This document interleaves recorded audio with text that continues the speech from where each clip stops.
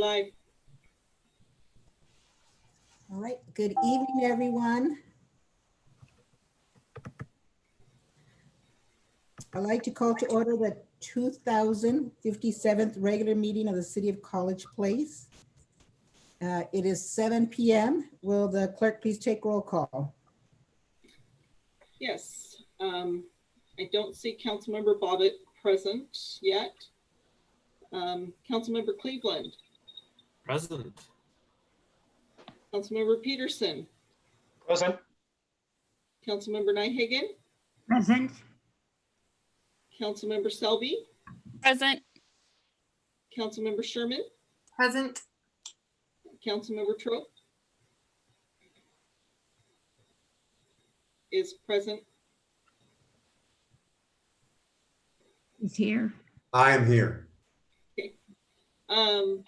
Oh, and we just had Councilmember Bobbitt log in. Councilmember Bobbitt, I was just taking roll call. I'm here.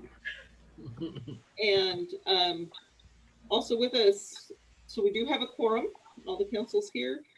We also have City Administrator Rizzatello, Finance Director Carlton, Public Works Director Hartwig, City Engineer Gordon, Police Sergeant Alan Parker is joining us, Fire Chief David Winter, HR Manager Sean Doring, myself, and Deputy Clerk Holm. All right, great, welcome all. It is now time for the Pledge of Allegiance. Will you please join me? I pledge allegiance to the flag of the United States of America and to the republic for which it stands, one nation, under God, indivisible, with liberty and justice for all. Thank you. And Councilmember Nyhagen, would you start us off? Yes. Shall we bow our heads? Dear Heavenly Father, we thank you, Lord, that we can come together to do the business of the city. Please direct us and help us to do thy will, Father. Bless the mayor and this council, Lord. We ask a special prayer for those that are suffering from this terrible virus. We ask this, we thank you for your blessings and for our wonderful staff. In Jesus' name, I thank you. Amen. Amen. Thank you. It's now time for public comment. Did anyone submit a comment or arrange to speak? No, they did not. Okay, great, thank you. Moving on to the consent agenda, which consists of approval for the agenda of today, August 11th, 2020. Approve council minutes from July 28th workshop. Approve council minutes from the August 4th, 2020 special meeting. Approve the council minutes from August 4th, 2020 workshop. Diversity and Inclusion Advisory Board appointments. And the Diversity and Inclusion Advisory Board CPMC update. Is there a motion? I move we accept the consent agenda. Second. Are there Selby. any? Yep. Councilmember Selby did second. Are there any discussions? All right, all in favor say aye. Aye. Aye. All opposed? Okay, the ayes have it. The motion has passed. I had a quick comment on that. On the 28th, it says that's a workshop. That should be a normal meeting, shouldn't it?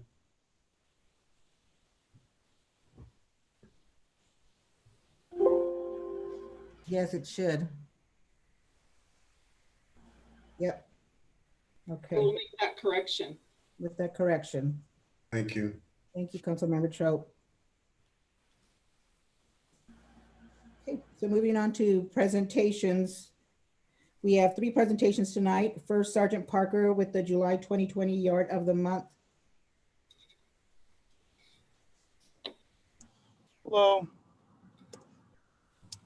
Hello. So every June, July, August, and September, of course, we do a Yard of the Month candidate. And for August, we have Maria Garcia. And she is at 530 Southeast 12th Street. I think the submittal said Larch, but it's actually 12th Street. I apologize. We chose hers. She has a really beautiful yard, a lot of flowers. I think there was pictures submitted. I don't have them in front of me, but I was there physically when we presented it. A lot of flowers. She works at a nursery. We didn't catch the name of the nursery, but one of her favorite pastimes, of course, is to keep her yard up and work with her flowers. She's been in that house for 4 years. And I'm not sure how Chief Tomaros usually presents it, but That's I think that's fine. all. Okay. Well, lucky for us, she does brighten up the area for sure. She does. Okay. It's a beautiful home. Yep. Thank you, Sergeant Parker. Ms. Doing will give information on the new NeoGov software next. Councilmember Selby has her Hernandez. hand raised. Oh, Mayor Councilmember. Hernandez, could I make a comment on the Yard of the Month? Yes, ma'am, please do. I had a constituent approach me about a couple weeks ago saying the Yard of the Month has been in the same yard for a really long time. And the next day he's like, oh, it's gone now. So very timely awarding of that. And at the same time, they talked about how important the COVID information on the big sign that we have out front, the rotating sign. And we're appreciative that that's there. Yes, thank you. Okay, Ms. Doing. All right, the 2020 budget included funds to purchase software to automate our recruitment and onboarding process and to eliminate paper. I'm going to scroll to the next slide, Lisa. Previously, our recruitment process was very manual. Applicants could access a fillable PDF application on our website or a paper application at City Hall. Applicants who didn't have the proper software on their computer had a difficult time completing the application, and completing the application on a smartphone was extremely difficult, if not impossible. Next slide, Lisa. Applicants who visit our website are now directed to our new NeoGov career page, where they can see a listing of our open positions along with information about the position. Once applicants, Lisa, you can go to the next slide. Once applicants have created an account through governmentjobs.com, they can easily apply via a smartphone or a computer. Their information is saved and they don't need to re-enter it to apply for another position. Once they have applied, they receive an email letting them know that their application has been received. They can apply and check the status of their application anytime. Our job descriptions are also available on our NeoGov career page. Job seekers can sign up to receive an email if an interested position or position that they're interested in opens up. I think that providing a professional recruiting platform attracts high quality employees to the city of College Place. Positions listed on our career page are also listed on governmentjobs.com, and governmentjobs.com is a well-known place to search for public sector jobs.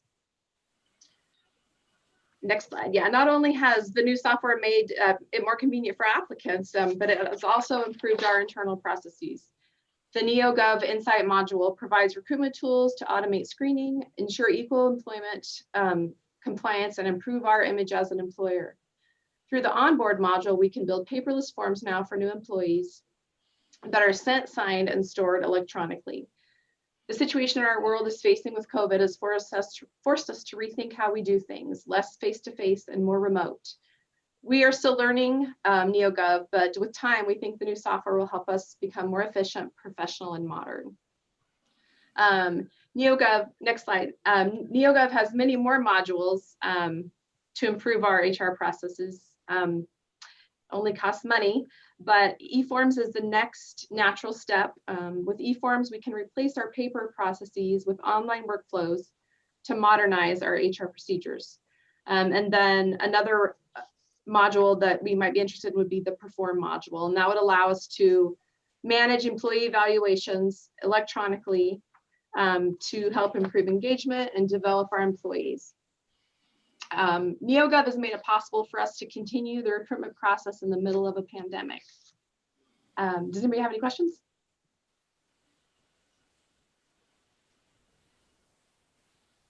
Right, see none there. Oh, Councilmember Peterson. Yes. Probably was in our original discussions. What's the cost of this software again? Do you know?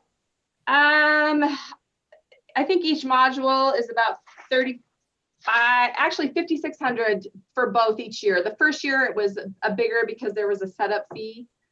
So we paid that this year, but going forward, it's 5,600 for the two that we've already purchased and governmentjobs.com. The next two are each right at 30. I have the quote right here. Yeah, Each at like 3,600 a piece. approximately. Yeah. And that's a flat fee, not based on number of applicants or, yeah. No, it's based on how many employees we have. So we are right at the top of their bottom or their lowest price. Okay, no, sounds very reasonable. Thank you. Thanks. Anything that helps streamline work is always worth it. Yes. And it was very timely with COVID, so. Absolutely. Okay. All right, Mr. Rizzatello and Mr. Carlton are going to present the 2021 budget process kickoff. I can't believe we're already talking budgets again. I know.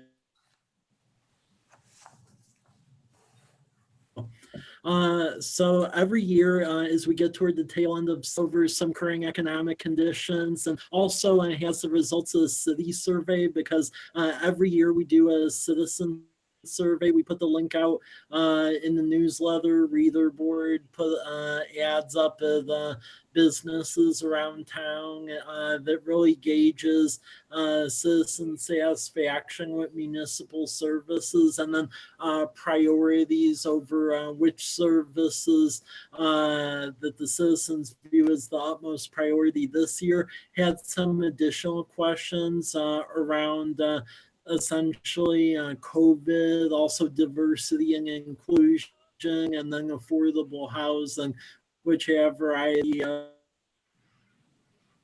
concepts and ideas in them. So with that, I'll go over his PowerPoint, which just gleans over and provides a synopsis of everything. I would urge council to actually look at the survey results. This year's actually quite more extensive, which I'll go into in a bit. Next slide.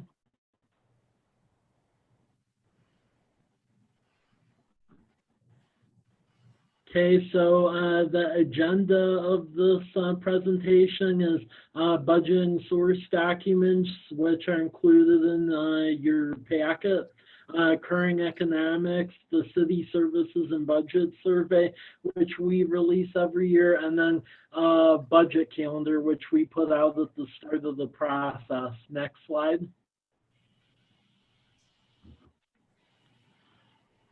Okay. Source documents are included as every year on MRSC, which is Municipal Research Services Corporation.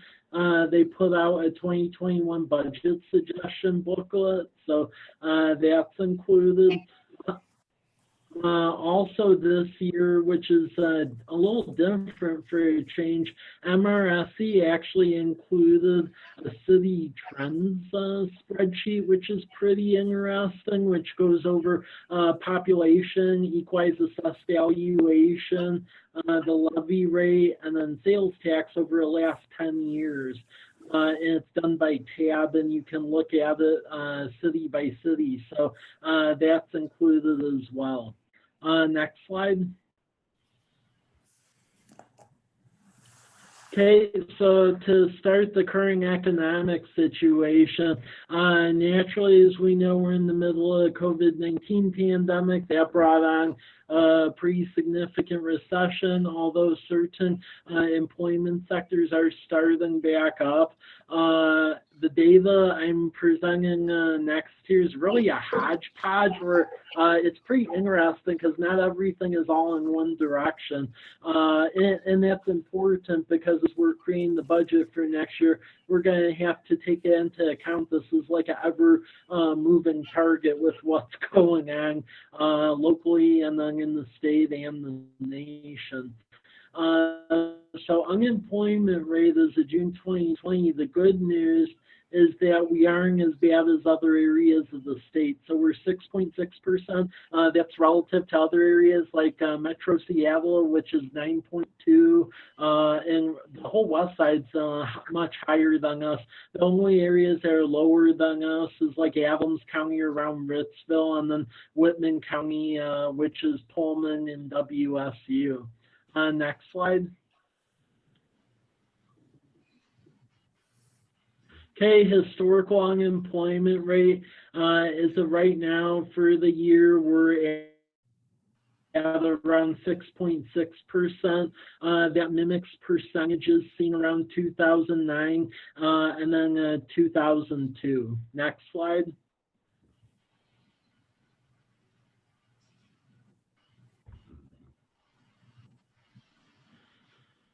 Okay, this is a comparison of retail sales, and this is pretty interesting. There was only data to showcase from the end of last year, but the interesting thing is we are like in the top third of counties in the state as far as percentage of change of retail sales tax as far as the increase. So the town center in Walla Walla, and then additional offerings in general, it does seem to be helping and have the sales tax trickle upward.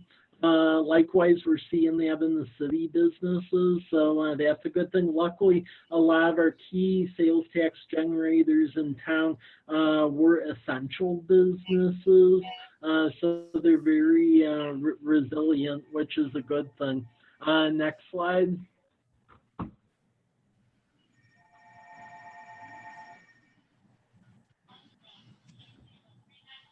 Okay. The quarterly retail sales tax, even in drinking places, just showing this through the quarters. As you can see, 2019 it increased really every year since 2014. It's been trickling upwards. Good thing is, even though we are in an economic blip at the moment, I still am getting calls from site selectors for dining establishments and things like that. So luckily, leads have not dried up, which is very good thing. So that does show that the fundamentals of the economy are still going, at least locally here. Next slide. The next slide that's being shown is quarterly retail sales tax with general merchandise. That's very interesting. As you can see, in 2019, especially third and fourth quarters, significant increases. General merchandise codes that like falls along the lines like what Walmart would sell, for example, and other retailers like that, and that's leading to additional interest by other big boxes. So that's good. As you can see, the sales keep on increasing. So although there is a blip from what I've seen for this year, but at least the fundamentals are there. Next slide.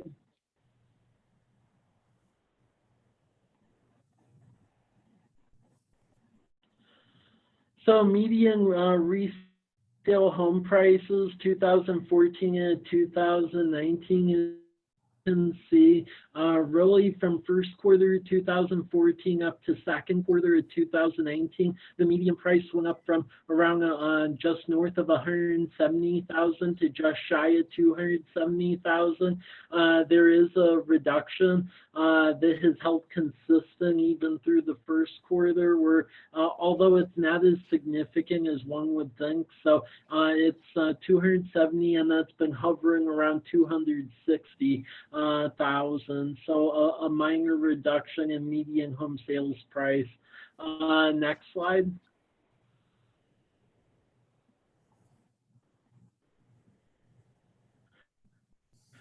This is showing retail sales capture loss. There have been additional businesses because of the town center, and then even locally, we have the Fresh Lime, Happy Wander, Human Bean, things of that sort, Hop Face. But retail sales, we still are, we're still losing a significant amount of the sales tax to other locales such as Tri-Cities, and definitely some of the projects that are on the horizon that'll be allowed because of the Southwest Sewer Project. I believe that'll help lure additional retailers, and then not only for the property across from the high school, but then also existing properties along Commercial Drive, and then even the middle of the issue. So we're helping with the resiliency there. Next slide.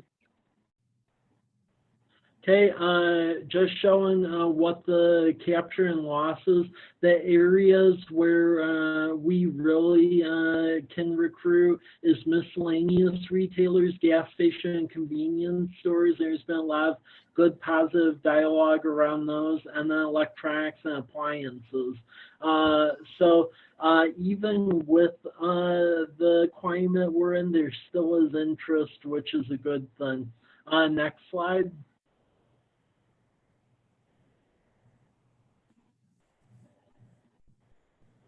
Okay, assessment of financial situation.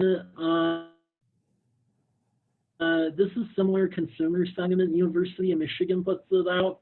As you can see here, although 2020 is bad, luckily it's nowhere along the lines of like what we experienced in 2008 and 9 era. So as you can see in this chart right here, really the current financial situation is more along the lines of like the early 2000s recession. So just something to take into account. Next slide.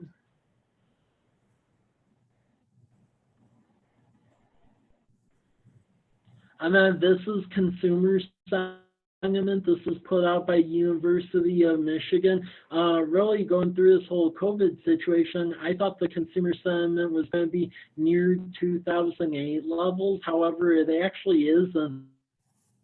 And I just pulled this off their website last week, so this is going through in essence July. And this really helps drive like how likely companies are willing to invest, how much consumers are willing to spend. It's all interconnected. So as you can see here, naturally from what we were experiencing at the tail end of last year, there is a significant decline. However, it's nowhere near the decline that was experienced in 2009. It's more on par with some declines that existed in the early 90s. Next slide.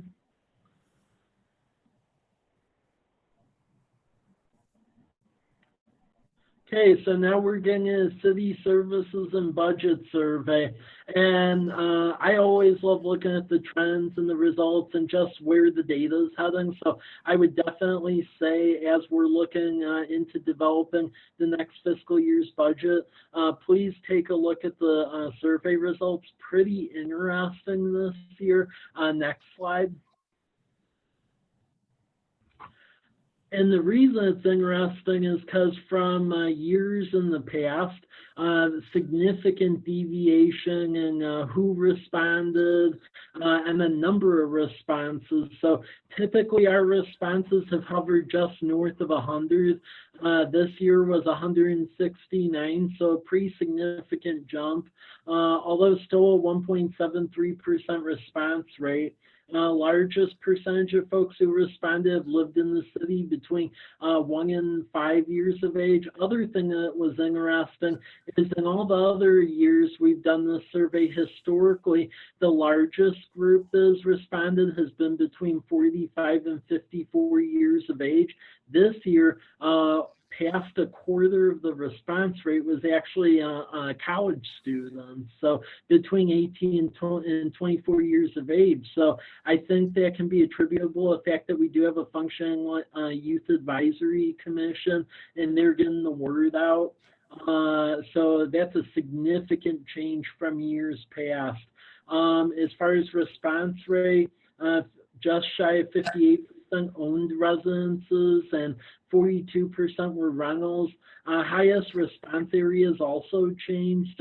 Historically, it was usually the Garrison Creek Heights subdivision, Villages of Garrison Creek, the Highland Park subdivision. This year, it was Walla Walla University at 25.96%, followed up by College Place #2 subdivision, which is the older area bounded by College, Larch, 4th and 12th at 7.69%, and then Homestead subdivision, which never was one of the leading response areas historically, and they tied with College Place #2. Survey results can be seen interactively at that link I have on the slide. Next slide.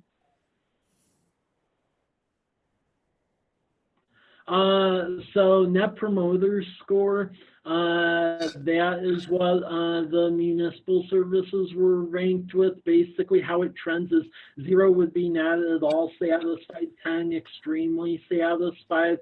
So some increases that were pretty interesting. General performance went up from 6.86 up to 7.1. Police has gone up from 6.83 to 7.05. Public Works has gone up marginally as well. So interesting things there. And then this year we also started to parse out Public Works more because it's so all-encompassing of so many services. Thought it would be of interest to start getting a trend line on what people felt, people felt as far as the relationship of satisfaction of the services. So you can see this year and beyond, it's deviated between park, streets, storm, wastewater, and water. Naturally, youth recreation programming, there's a reduction there, although we really didn't have it because of the COVID restrictions. So that's to be seen. And then micro enterprise, there was a reduction. I think that could be attributable to just getting the word out, things of that sort. Also, the latest cohort wasn't according to schedule, again, because of COVID. Next slide. One quick moment. Councilmember Peterson has his hand raised. Mike, what was the end value on that survey? Was that back to the 100 and yeah, 176 or whatever? Yeah, okay. 169, yeah. 69. Thank you. Yep.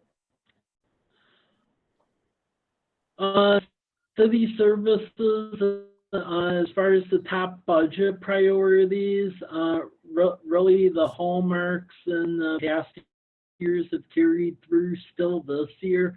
I would say things have changed a little bit historically. Fire department and ambulance tended to lead the pack this year. It's police and crime prevention, just shy of 53%, followed by street maintenance, 44%, fire department and ambulance around the 40% mark.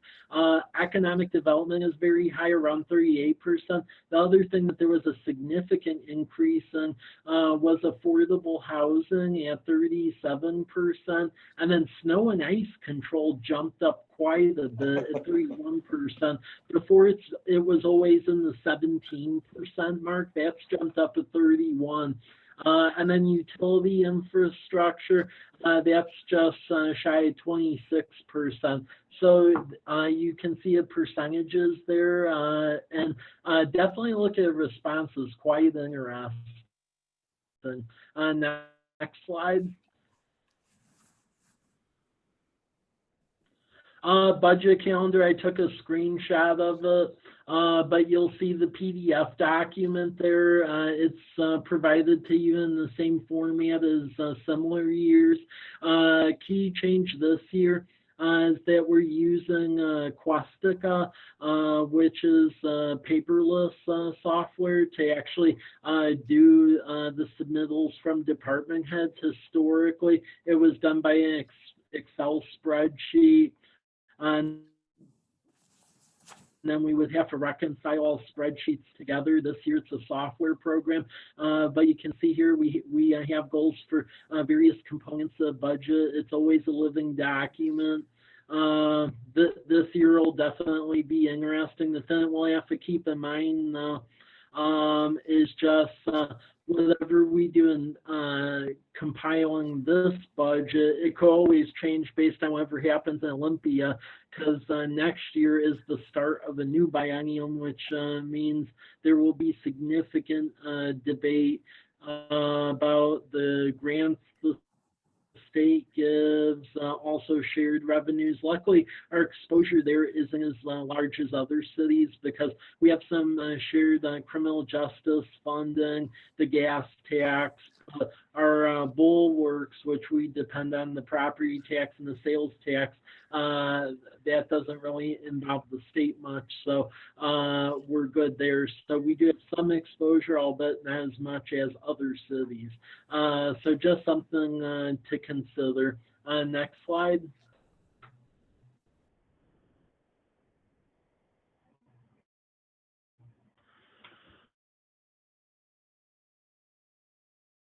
With that, that completes my synopsis of the budget process and just all the various economic statistics, and then also citizen survey opinions feeding into this upcoming process.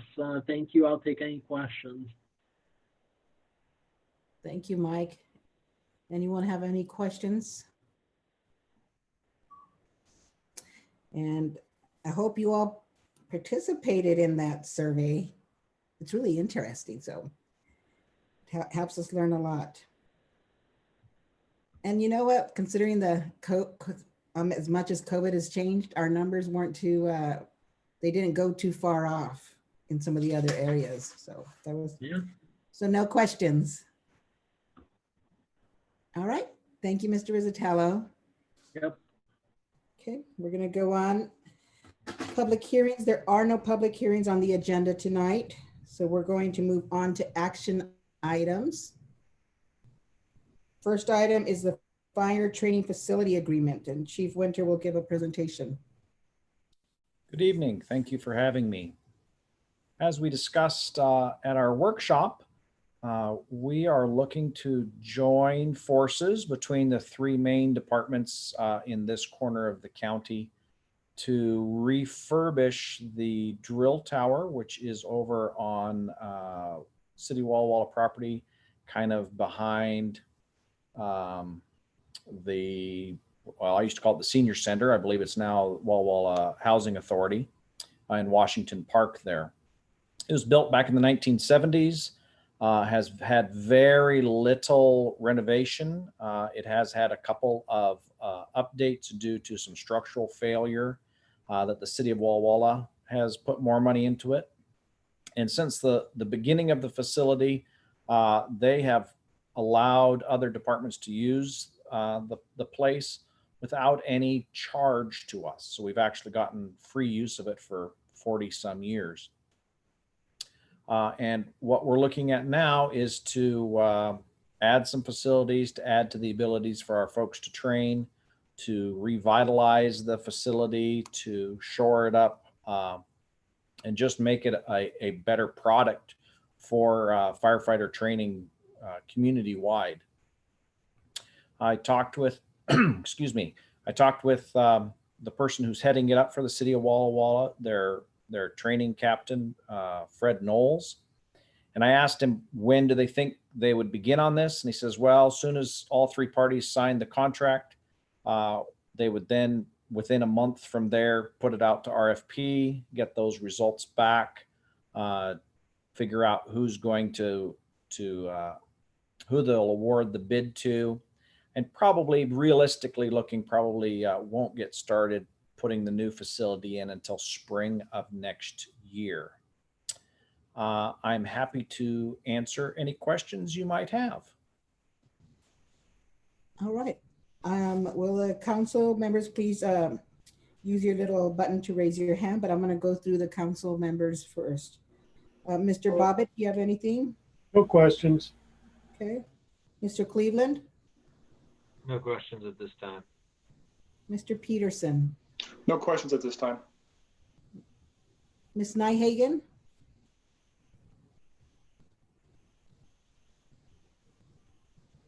Ms. Nyhagen, you have any questions?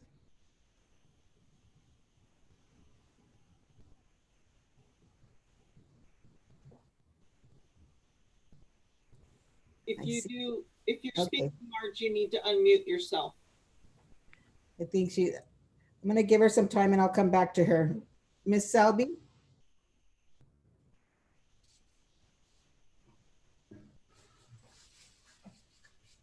I'm sorry, did Ms. Selby any questions? No questions. Sorry. That's okay. Okay, Councilmember Nyhagen, I see yourself off of mute. Can you hear me now? Yes, ma'am. No questions. Thank you. All right, thank you. Ms. Sherman? No questions from me either. Mr. Trope?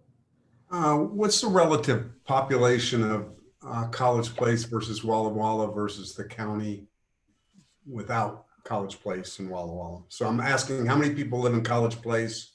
It's roughly 6,000 or 7,000. Wondering how many in the city of Walla Walla and how many remaining people are in the county. I'll I let would Mr. have to defer to somebody else with that information. Does anybody know rough numbers? I mean, I could give you two of them. So the city of College Place now has 9,780 residents. City of Walla Walla, I believe, is around 33,000 or so. I'd have to look at a census tract map. I wanted to say the District 4 was like around a population of like 10,000 as well.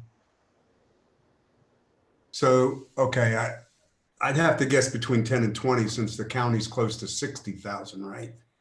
So if Well, there's, but there's other fire districts in the county Okay, besides yeah, that's District fair then. 4, so, yeah. I guess I'm still concerned about the financial breakdown. I understand about the historical payments, but it feels like we're paying a disproportionate sum in this. I understand the rationale. It still bothers me that there's 3x the population in Walla Walla and than we have, and we're paying, the same amount as them. It's fair, so noted. Councilmember Peterson? Yeah, I understand that, but I also, Mike, what was the payback on this? How many years that the city was going to allow us approximately? Our third, Well, this is a loan from Fire District 4, right? and it's 5 payments, By payment. Yeah. Over what's the time period? 5 years. 5 years. Yeah. Well, I could see if we go back to them and say we want the 25%, they'd say all this stuff they want the check tomorrow. So I think there's some time value there too. So we need to be aware of that. Any other comments, questions? Okay, and we have Councilmember Trope's concerns on the record. Is there a motion? Councilmember Heather? Ms. Sherman? That's okay. I was ready to do this and then I didn't have it up on my screen. All right. I'd like to make a motion to authorize the mayor to sign the agreements with the city of Walla Walla and Walla Walla Fire District 4 for the improvements of the fire training facility and maintenance agreement. Okay, thank you. Do we have a second? Second, Councilmember Peterson. Thank you, Mr. Peterson. Any other discussion? Okay, seeing none, all in favor say aye. Aye. Aye. All opposed? Nay. So noted. The ayes have it. The motion is passed. Thank you, everybody.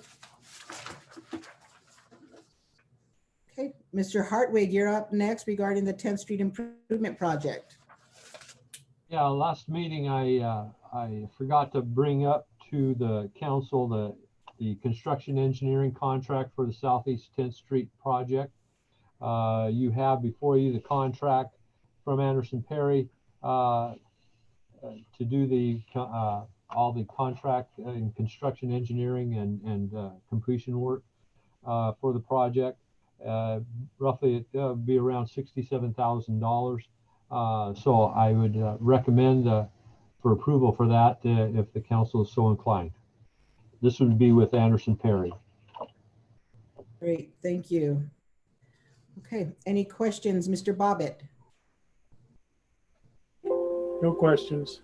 Thank you. Mr. Cleveland? Yeah, I was wondering, how far into 10th Street is this reconstruction going to go? I don't recall seeing an exact map of the area. Is this gonna like go in a few hundred feet? I'm curious about the scope of the project here. So the scope of the project is from College Avenue to Birch, and it will be doing, the primary purpose of that is to keep the surface water from going into the creek, the storm water from going into the creek. It'll be collected, transferred down to a dry well at near the intersection of 10th and Birch. And then curb and gutter will be installed, and then a 2-inch overlay over the whole street. Okay, thanks. Great. Mr. Peterson? None. Ms. Nyhagen? No questions, thank you. Thank you. Ms. Selby? Councilmember Cleveland asked my question, so I'm good. Oh, okay. Ms. Sherman? No questions. Thank you. And Mr. Trope? Just comment, I think this is a good project for the city, all for it. Absolutely. All right, if you have any other questions or comments, please raise your hand. Councilmember Trope. I'd like to make a motion to award the 10th Street Improvement Project construction inspection to Anderson Perry for an amount not to exceed $67,000. Second. We have a first and a second. Is there any discussion? All right, let's vote. All in favor, say aye. Aye. Aye. All opposed? Okay, thank you. The vote is unanimous. The ayes have it and the motion is passed. Thank you. Thank you. Okay, Mr. Hartwig, you're still up regarding the repair of the non-pot pump. Okay, yeah. You've got in the council packet to show the non-pot pump takes the treated effluent and then pumps it back into the plant for reuse. So the environment that this pump works in is sometimes not the best. So you're seeing in the picture some of the damage that occurs on this pump. We frequently, about every 5 years, have to do a major overhaul on these pumps. We have 2 of them. And so this one has failed and has been sent off to be evaluated. The evaluation shows you the pictures of what they find and what that needs to be done and the costs to refurbish this. The purpose of this pump, again, is to take the treated effluent and that runs it back to the treatment plant proper to do to assist in the press operation, headworks cleaning, all the cleaning that we have to do within the plant. It's a critical part of the plant. So I would entertain any questions. Great. Thank you. Mr. Bobbitt? Any questions? Is this considered normal wear? This happens about on these 2 pumps. They alternate, but once every 5 years we got to do some major work to one or the other.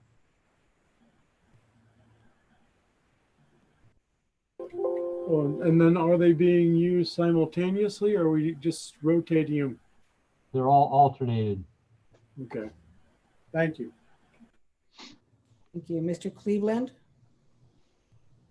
No questions. Okay. Mr. Peterson? No questions. Ms. Nyhagen, No questions, thank you. Ms. Selby, No questions. Ms. Sherman. No questions. Okay, thank you, Mr. Trope.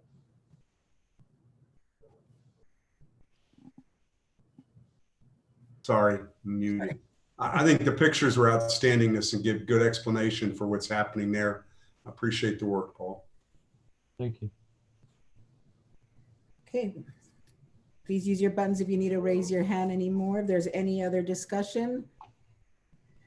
Do we have a motion? Oh, I see Councilmember Bobbitt over there.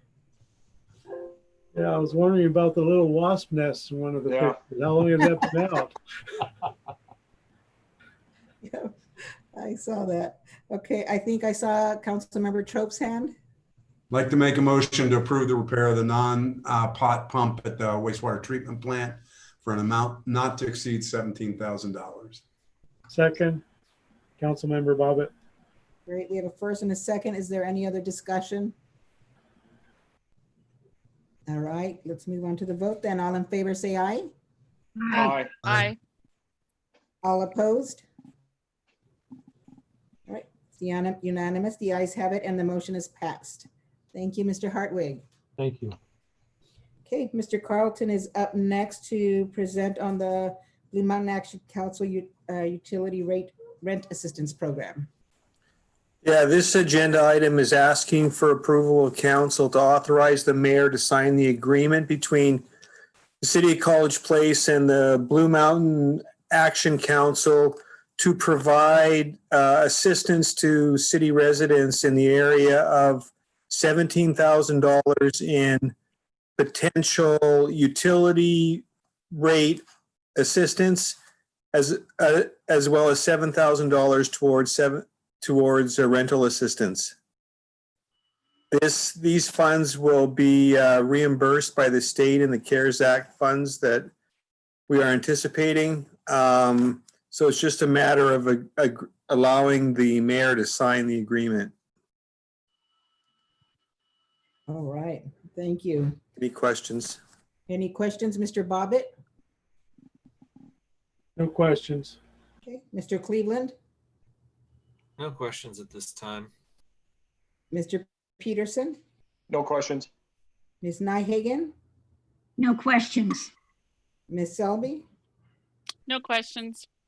Ms. Sherman. No questions. So I would like to point out that you guys give us so much information in the packet in your presentation that's why we don't have questions. So thank you for doing a great job. Mr. Trope. No question. Okay, and I do have a question, and it might be in our packet and I missed it, but is this rent assistance or this assistance gonna go under the same terms that BMAC currently has for their plans, or is this a little bit more open? It's a little bit different. They're going to have first look at the individuals that apply for the assistance, and then that'll come back to myself for approval of whoever puts in their request. Okay, Councilmember Selby, you have a question? I think it's more of a comment. I really appreciate the fact that we work together through Blue Mountain Action Council rather than having 4 different housing authorities in the valley. So I really appreciate that. And I would like to move that we authorize the mayor or city administrator to sign the contract with Blue Mountain Action Council to provide $20,000 in COVID relief money in support of rental utility assistance to the residents of College Place. Second. Councilmember Cleveland. A first and a second, and Councilmember Cleveland, I think Councilmember Nyhagen beat you to it. Is there any other discussion? All right, all in favor say aye. Aye. Aye. All opposed? Okay, the ayes have it. The motion is passed. Thank you. Thank you. Okay, Mr. Rizzatello, you're up regarding the affordable housing sales tax. I mentioned this concept a long time ago at the start of the last legislative session. there was a bill that moved through which in essence allowed for the state portion of the sales tax to be a portion of it to be kept locally for affordable housing initiatives. However, they were really encouraging collaboration because if the cities were to go at it alone, the only part that could be retained would be 0.0073%, which for us would amount to $11,000 a year, which you can't really do much with. Working with another governmental agency which has a qualifying matching tax, which Walla Walla County does. They have the mental health sales tax. Then it essentially doubles the rate at which the funds can be kept to 0.0146%. This isn't an additional tax. This is a credit against a portion of the sales tax that the state is already collecting. This would go to the county. However, the county council on housing would have the advisory role for which projects would be funded by this. I'm currently chair of council on housing. And this can be used for rental assistance. It can be used to get affordable housing projects going. This funding mechanism is good for a period of 20 years. The city of Waitsburg, Prescott, and Walla Walla, as well as the county, are all pulling together to collect the funds and then work on affordable housing projects together. This agreement just memorializes everyone is working together, and the projects will be going through the Council on Housing and then the county commissioners. Also, the attorneys for the county and then the cities all work together on drafting this agreement over the last several months, so everyone is agreeable. Great. Sounds like a lot of work was put into it. Thank you. Yeah. Any questions or comments, Mr. Bobbitt? No questions. Mr. Cleveland? No questions. Mr. Peterson? I have a question. Mike, did I remember, is this process or these funds, is there a tie into Blue Mountain Action Council also as far as the analysis, or is it the cooperation with them, or am I remembering something sideways? They can apply for funds. So originally we were debating doing a contract with Blue Mountain Action Council solely to disperse the money out as a rental assistance, because early on there was some pushback from certain partner governments about doing an interlocal. So we were starting to get nervous if we could actually have this sort of the collaboration. However, over time there was much discussion had, and essentially this agreement memorialized and assured that everyone could work together and in essence make sure everyone gets a piece of the pie. So it was a lot more equitable work through the county, because then essentially we double the percentage of funds yearly that would come to this initiative. So BMAC can definitely submit to the county to essentially use some of these funds for rental assistance, but it's not going directly to BMAC. Okay. Thanks, Mike. Ms. Nyhagen, any questions? No questions. Thank you. Ms. Selby? No questions. Okay. Ms. Sherman? No questions. Mr. Trope? Very creative solution. I know it doesn't solve the problem, but well done bringing this forward. Okay. Let me go back to Councilmember Cleveland. Yeah, I just wanted to motion to approve resolution number 20-023, which permits the mayor to sign the interlocal agreement with Walla Walla County, City of Walla Walla, City of Waitsburg, and the City of Prescott regarding the affordable housing sales tax credit. Do we have a second? Second, Councilmember Peterson. All right, any other discussion? All right, seeing none. All in favor, say aye. Aye. All opposed? Okay, the vote's unanimous. The ayes have it. The motion is passed. Thank you.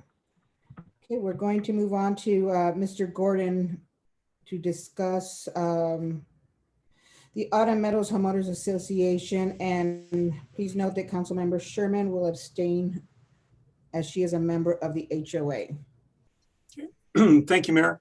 As you recall, back in 2017, Autumn Meadows came to City Council and approached Council about the possibility of assuming their infrastructure, which apparently is at a point where they're looking at possibly turning it over to the city.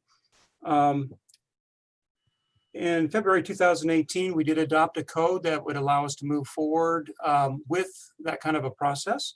And this past June, Council went ahead and accepted a petition from the Homeowners Association to study the merits of their petition, which essentially would be to turn over, or at least to assess, take a look at what their assets are in return for possibly the city assuming responsibility for keeping up their infrastructure.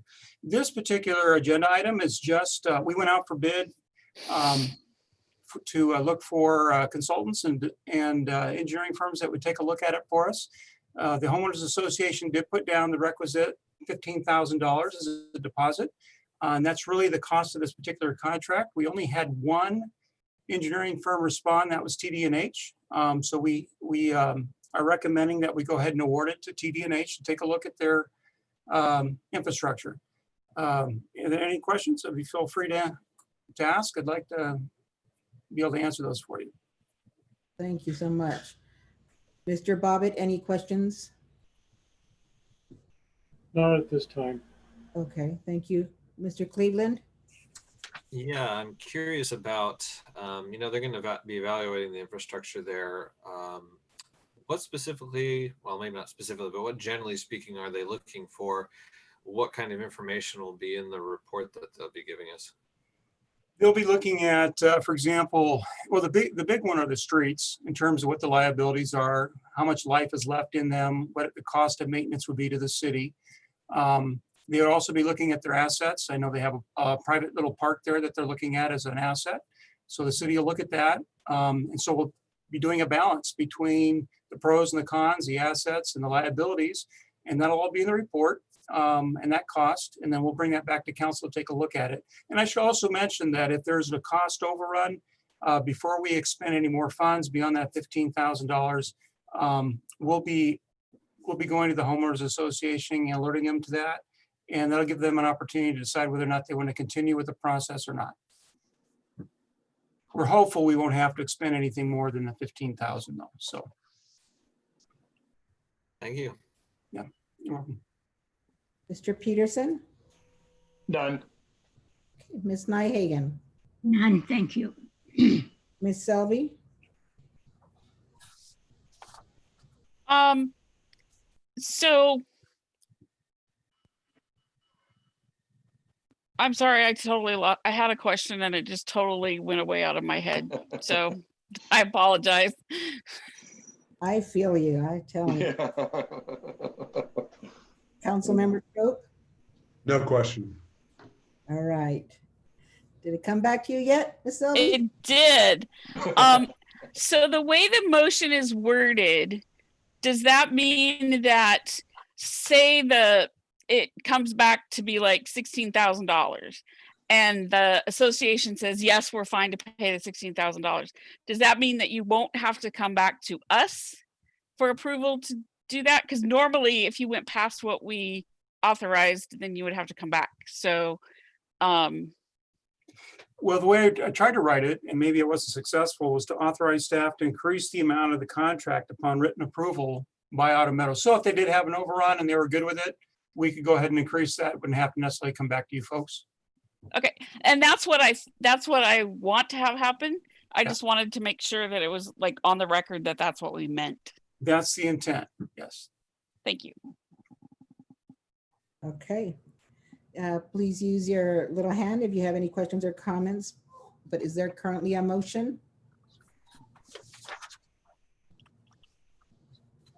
I'd like to make a motion to award the contract to assess merits of Autumn Meadows petition to assume private infrastructure to TD&H and authorize staff to increase the amount of contract upon written approval by the Autumn Meadows Homeowners Association.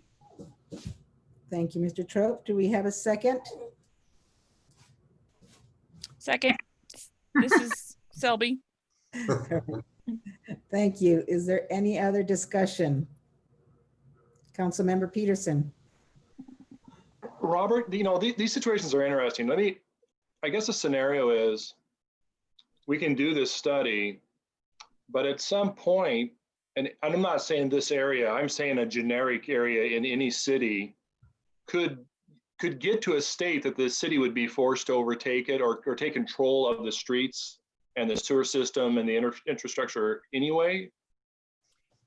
That's probably a legal question I don't have the answer to. My gut on that is probably it would be assumed by the city. But my understanding is typically in situations like that, they lien the homes as security, and the ownership actually would have to pass to the city in a case as desperate as that. Mike, you can jump in. Maybe you've heard something similar, but that's the way typically it works that I know of. This process is a lot more orderly because the situation I was in Colfax was one where in essence the HOA was defunct. It ended up being a very hefty local improvement district assessed on the homeowners. So this is a lot more orderly, understanding essentially what are the costs to improve the infrastructure, city standards, what's the value of the park property, things like that. So getting ahead of it is to betterment for everyone involved. Thank you, Robert and Mike. Councilmember Selby. I was just going to add to that in my experience working with taking over the wastewater systems, technically the homeowners have to give up the rights, and that can turn out to be a really difficult thing.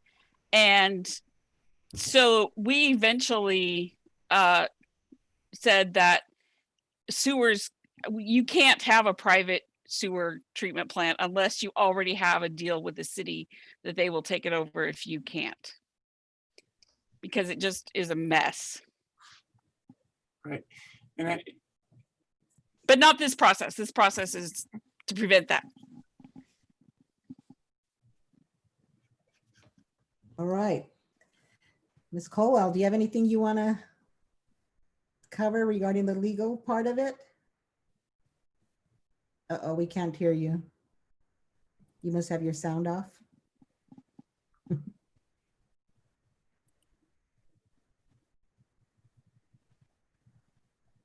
Oh, she's got some help there. All right. Okay.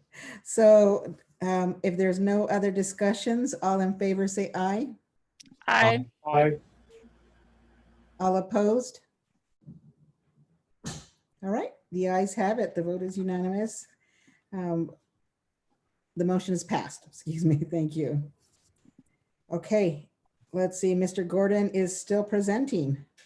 Yes, I have a feeling we have a couple more after this too, so hold tight. Thank you, Mayor. This is our application, our Transportation Improvement Board application for our 12th Street project. Will be the first phase of 12th Street. Thank you, Lisa, for putting that up. This is between College Avenue and Larch, and it would incorporate, we're thinking 11-foot sidewalks on multi-use path on the north side, 8-foot sidewalks on the south, accompanied by streetlights, similar products, exactly the same as what we have on College Avenue, hopefully, with the same street trees as well, with the same spacing in between each of those. The project would also have stormwater facilities, and would also be along a bike route. We're putting this forward as kind of our major project with TIB. TIB has traditionally been very helpful to us in terms of financing our larger projects. They finance the cars, part of the cars project, part of the Whitman Drive project. multiple overlays. They did the Lamperti overlay, and they'll be doing the Meadowbrook overlay this next year as well. So this is they have an annual offering for projects. This is our project this year. Again, you've seen this before, at least on our 6-year tip since 2012. And we're hopeful, maybe not this time around, but maybe next year or the year after, we'll be successful in getting this project. This is just the first phase. We're actually contemplating 2 more phases. Another phase would be a roundabout or a intersection improvement, wherever we end up with that at Larch and 12th. And then also there would be the stretch from Larch all the way to Myra Road. It's maybe a 3rd phase. So this is kind of the beginning of what we're looking at. We think it would be a beautiful addition to the community. It would really dress that area up. Effectively, it would be narrowing the lanes a little bit, but it would leave parking on both sides. So pretty good project. We have very little sewer we would have to do. We're actually looking at lining that next year in advance of the project. And then we're also looking at upsizing the water line from 8 inches to 12 inches. This part of this application process requires that you folks be aware of the costs associated with it and support it. And so there's an attendant resolution here with this action item. I do want to draw your attention to the costs for the project. I'm sorry. Thank you, Lisa. That gives them an idea of what we have in terms of the street section. You see this 8-foot sidewalk and the 11-foot bike or multi-use path. In terms of costs, if we could just go directly to the agenda, Bill, at least I think that might be easier. Okay, you see the little summary for streets. I broke it out. TIB funds the street set portion of it, and we're asking for, they actually fund the streets and the stormwater. We're asking them for about 3.3 million. The rest of it is what we're looking at the city actually paying for. And so that's between water and wastewater, we're looking at 620,000. Add to that the conduit, and we're probably about close to $700,000. And that's a chunk of change. But if we're going to do the project, they do want to make sure the utilities are in place so that they're not putting a new road over facilities that are going to have breaks and failures in the future. So what we're asking for is that council consider supporting this project. I do have a typo on the agenda, Bill. It's not due tomorrow on the 12th. It's actually due on Friday. So we have a little bit more time to refine the application. But be happy to entertain any questions or anything you might want to comment on. Motion.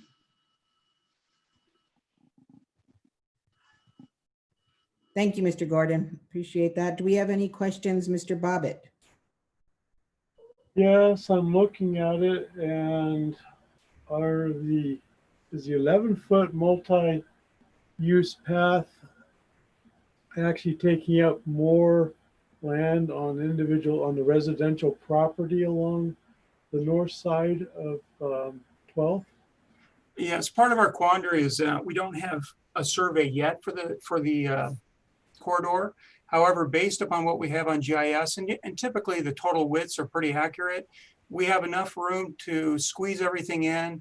We may have to take some corners, probably have to take some corners for new radiuses, because lots of our old lots are square, and we want to make sure we own everything on those new ADA ramp style sidewalk corners. There may be a few, there's one section I think we may have to take 3 or 4 a foot or so in front of 3 or 4 homes along one portion of a block where we have irregular right of way, but we tried to fit it all within existing right of way. So there may be some, but probably not terribly significant. Okay, and then also at the corner there by Beeline and was it the Happy Wanderer? That's gonna be kind of tight with trees and lamps. It is, and we don't have a final design yet. This is just kind of a mock-up for now. And we can look at that time. Yeah, I like the idea of the project, but I can see some issues along that route. Yes, it's pretty tight down there. You're right. All right, thank you. Mr. Cleveland. Somewhat just tangentially related. I see that we have some conduit costs on there, and I was just curious if we've had any interesting developments related to the use of the conduit that we've been putting in. I think there's been some interest. Mike, you can speak to that better than I can. Yeah. I've been negotiating an agreement with some parties that's going to be coming forward soon. I think there's going to be additional interest because the port in the county is actually looking at doing like a regional broadband initiative. There's a study afoot to look at it at the county level. So it's definitely heaving up. So. Thank you. Mr. Peterson. I would just say this is an exciting project. If we get it, it's my wife and I walk that way quite often, and to have ADA modified street access and the sidewalks and whatnot. And some of those sidewalks are in very rough shape. This is very, very exciting. Thank you so much, Robert. Yes. Hagan. Yes, thank you very much. I'm excited about that. Thank you. Would you like a motion? We're still going through questions or comments. Okay. Ms. Selby? I have a question. Is it possible to pull up the map document that we were talking about? Yes, thank you. So I'm looking at the bike route arrows, and on this proposal, we would have a separate multi-use path that is physically separated from the road, which is the safest way to do it. On College Avenue, it still shows the bike route going there, but my understanding was we weren't willing to take the right of way because that would involve knocking down a bunch of buildings. So that's why we have the shared lanes through there. And I think we need to talk about, we all recently got a letter from a constituent, and I think we need to talk about both bike education and the transition between the multi-use paths and the blocked off paths like we have along Academy Way and Whitman, and eventually here on 12th, but we don't have down College Avenue. And how people safely make that transition, and how we let drivers know what they should do in those shared lanes, because I think probably most of our drivers got their licenses before that shared lane was a thing, and people don't usually go back and read up on the driver's license test. Does that make sense? So I think this is a great project, but I think basically separately in future workshops or agendas, we need to talk about how to make sure that the bike route is a good, safe bike route all the way through town. Mhm. Does that make sense? Yes, actually, if I can say a few words here, if you recall, the UTAC, the Utilities and Transportation Advisory Commission, is having us go back to look at writing a resolution for allowing some bicycles on sidewalks, and also looking at signing bicycles down College Avenue. That might be a good time to address the same issue. So, yeah, point well taken. Thank you. I apparently missed that. So, thank you. Ms. Sherman, any questions or comments? Okay. None Mr. at this Trope? time. Okay, thank you. Mr. Trope, any questions or comments? No questions. Okay. Please raise your hands if you have any other questions or comments.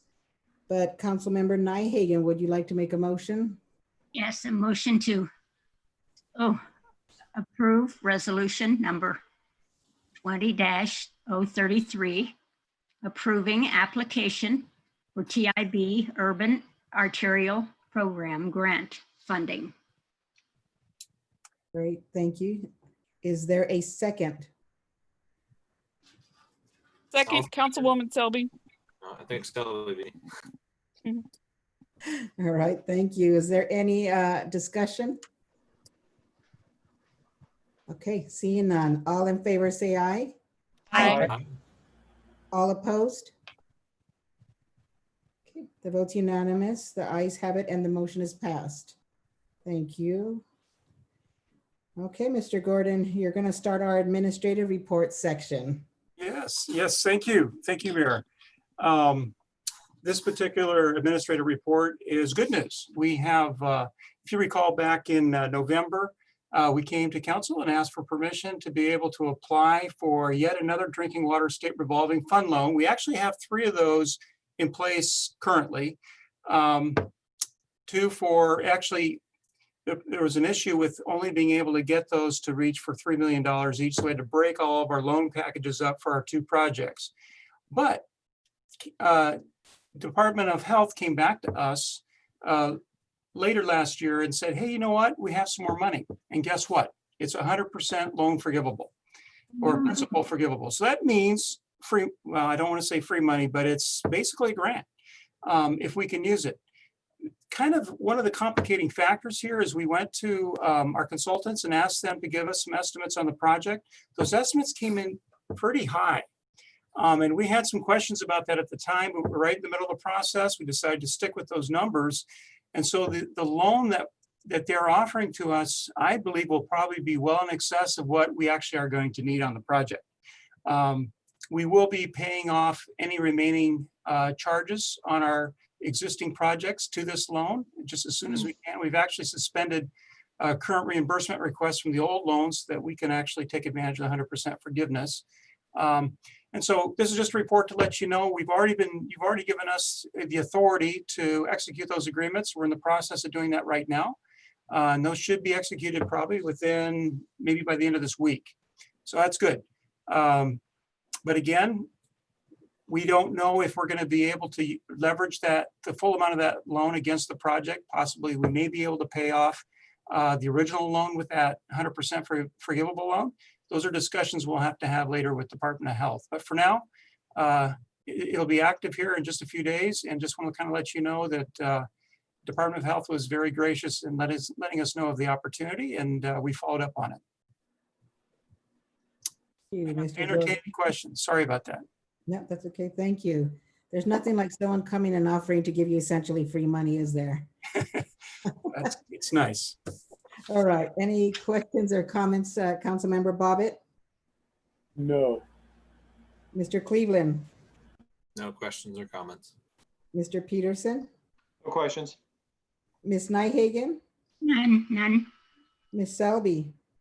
I just want to point out that the reason why they come and say, hey, you're one of the people that we think should apply for these grants is because they have seen a track record of using the money well and wisely, which is really down to our staff led by Mr. Rizzatello. So I just want to say thank you. I know dealing with government grants and loans is not easy. And I know I've been on the other side, I know. And so I really appreciate you putting in all that work to make it so that we are eligible for these kind of opportunities. You're here. Ms. Sherman? No questions. Thank you. Mr. Trope? No question. All right, thank you. All right, so if there aren't additional comments or questions, we're going to move on to the next item, which is Mr. Gordon presenting on the Myra Road Garrison Village Way project. Thank you again, Mayor. This is an interesting report here. We occasionally, from time to time, get inquiries, especially from the residents at the villages at Garrison Creek, regarding putting in a traffic signal or some kind of pedestrian crossing between the road there and Fort Walla Walla. We have in the past asked them to direct those inquiries for the most part to the city of Walla Walla, because city of Walla Walla actually controls Myra Road. Lisa, maybe we could go to the exhibit. That might be helpful. Thank you. Yeah, there you go. And so Garrison Village Way is a private road. There's not a lot of other entities or residential areas around there that would use that crosswalk except for this particular private development. And so there's been a reluctance, at least I should say on staff's part, to pursue it too heavily. The original plan was to have the commercial property there, just to the green square there, as it developed, to help contribute towards a signal there.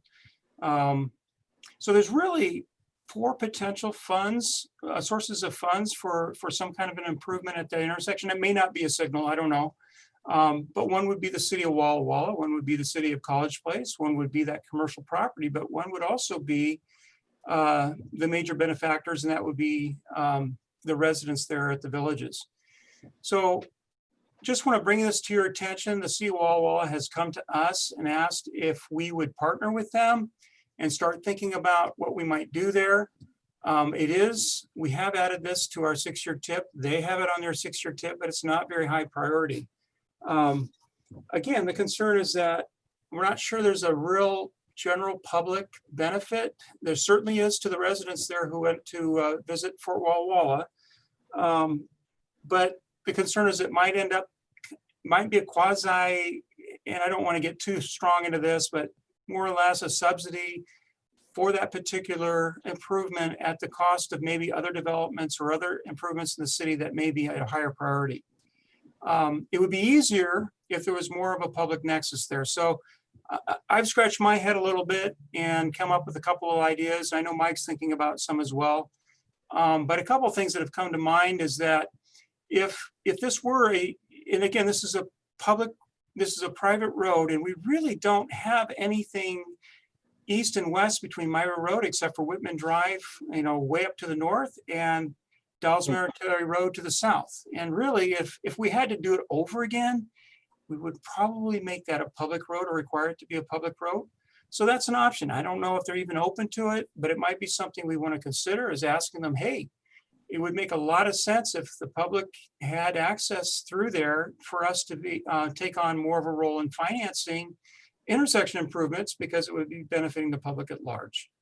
Another idea is their trail system. That's a beautiful trail system. I don't know how open they would be to maybe opening that up to the public.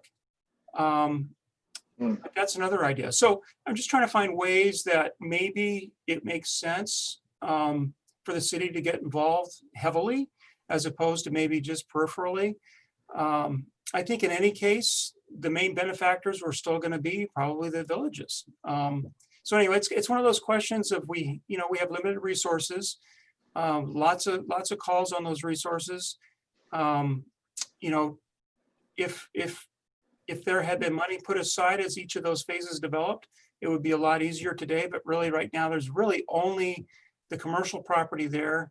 The area that's bare in the villages there has not been platted. I suppose in the future that could be platted, and we could see some contributions there, but that would be way in the future. So just coming to you for direction, trying to get an idea of kind of where council would like to go with this, because it really is at some level a policy decision.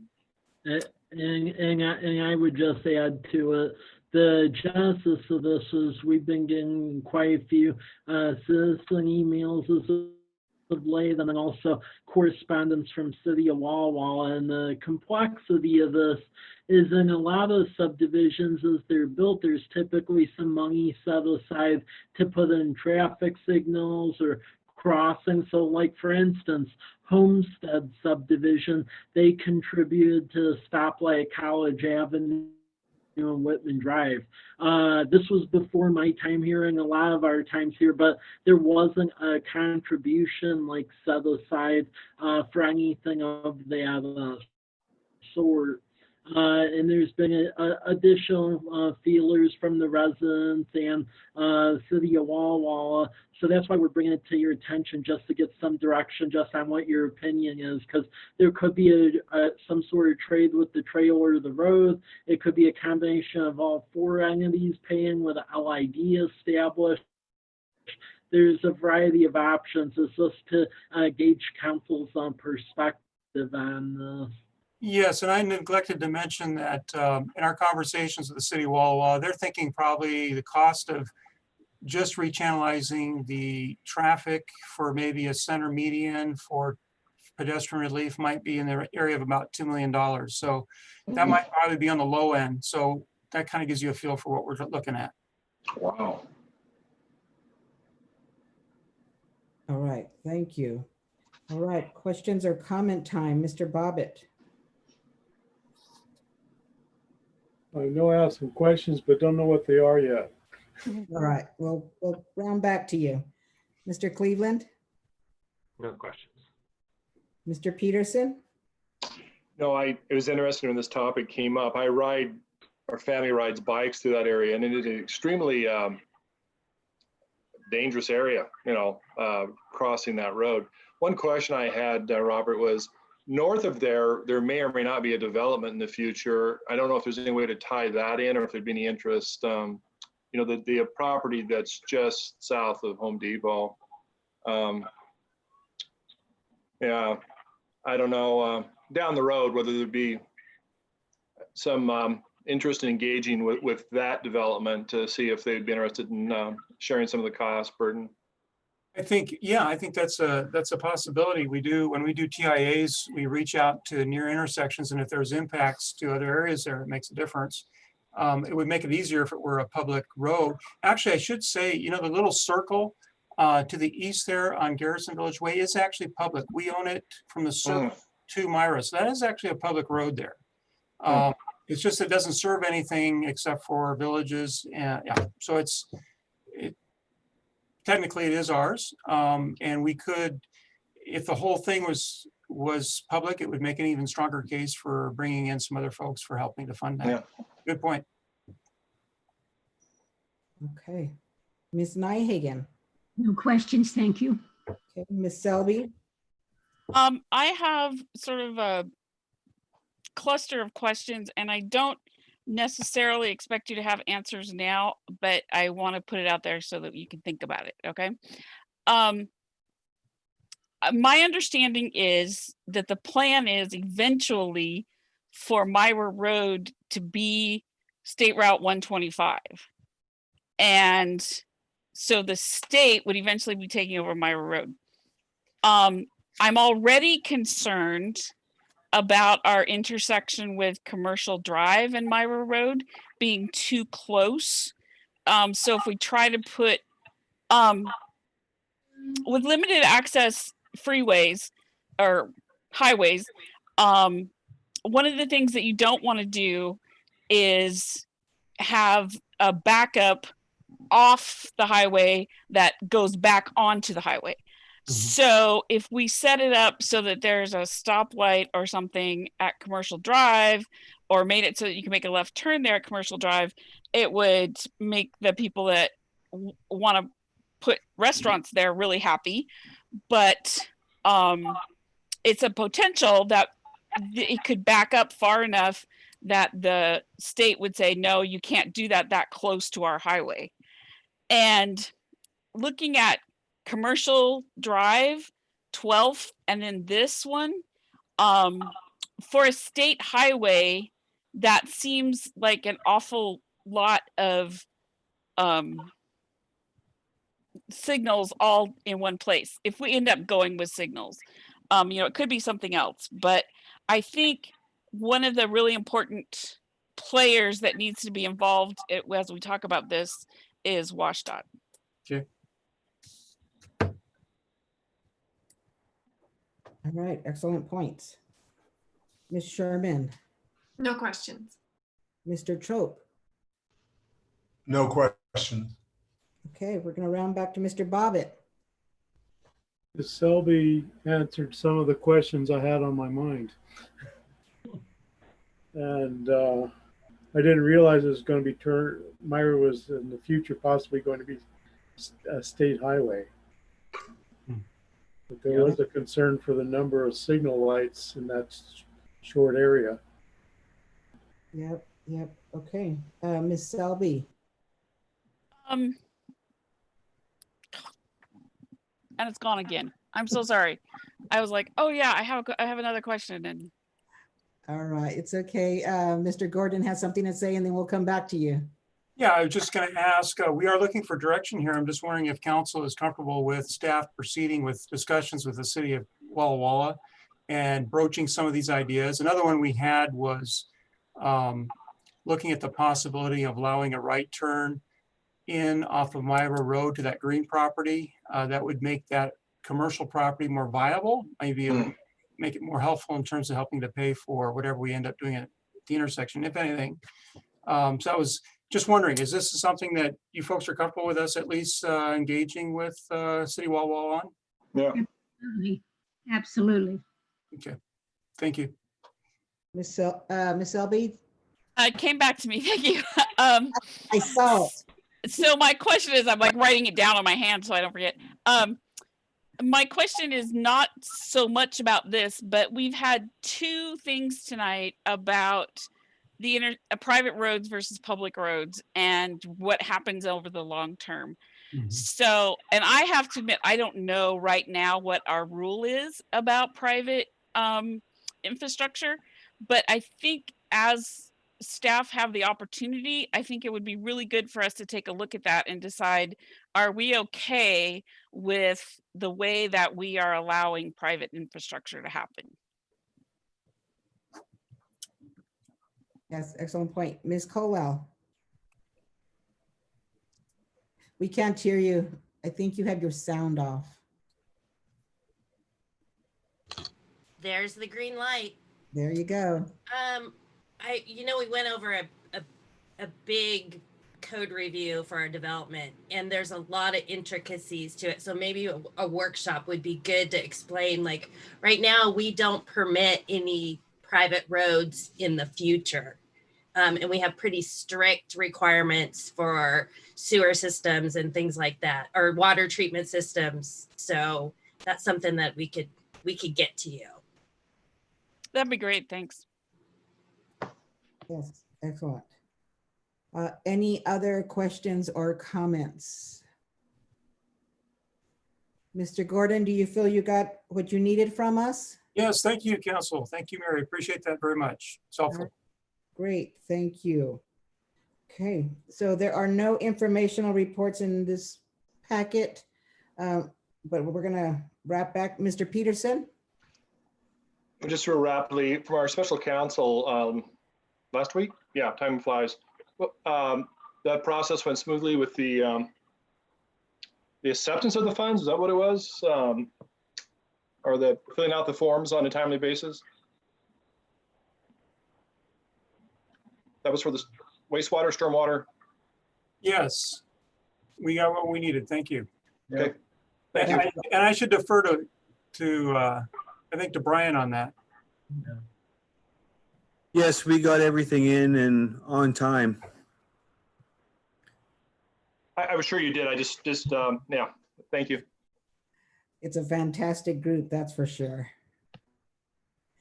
Okay, is there any other business for good of the order?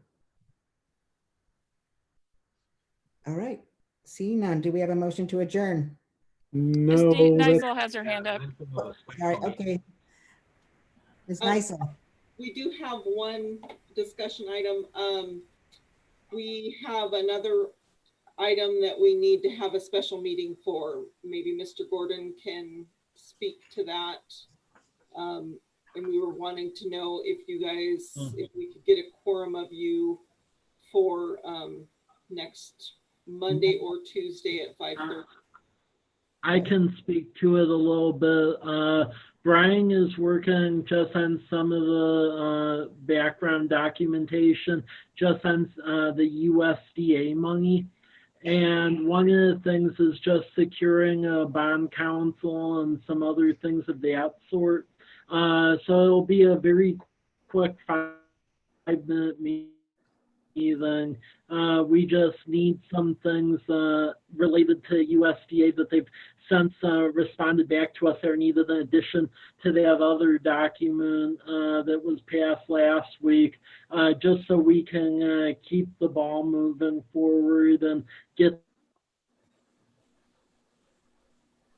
this sewer bid out in a timely manner this month.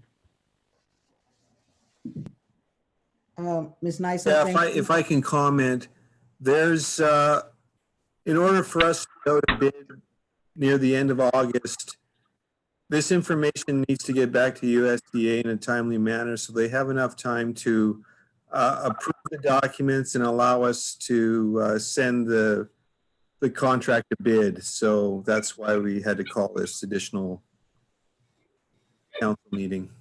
I'll be available. I'll be available. I should be available. Just send me an email with the time. I'll be available, although I have something at 6 on Monday, so it needs to be a less than half an hour meeting. Oh, I'm sorry. I didn't see the Monday. I could be available Tuesday, not Monday. Let's just plan for Tuesday. I will be out of town Tuesday, so will not be available. So can I see a show of hands who would be available Tuesday? I can be. That gives me a quorum. That's all I need. So Tuesday at 5:30. Yeah. And thank you, Ms. Nysa, for covering my back on that one. I skipped right over it. Appreciate it. I got confused as to whether it was Mr. Carlton or Mr. Gordon asking for it, so. Okay, if there's no other items, do we have a motion to adjourn? So All right, do we have a second? Second. Great, if there's no objections, the meeting is adjourned at 8:35 p.m. Remember me in your prayers tomorrow. Absolutely. Thank you, everybody. Have a good evening.